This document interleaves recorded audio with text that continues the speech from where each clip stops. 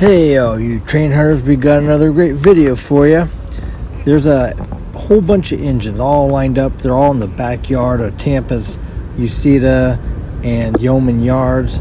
And we figured these guys are getting ready to bug out. There's a hurricane headed for our way this day, Hurricane Adelia. It was looking as if it were going to come right into Tampa Bay, but it did turn at the last minute. It spared us, but I think Big Ben got hammered. Anyway, we think these guys were ready to go, and they've got all the engines all hooked up together. I mean, listen to all that engine noise. I mean, that's a lot of engine going on at one time. Anyway, sit back, enjoy. This is really awesome. Oh my gosh, we're up to 6 already. 7. How many more could there be? Keep counting. There's more.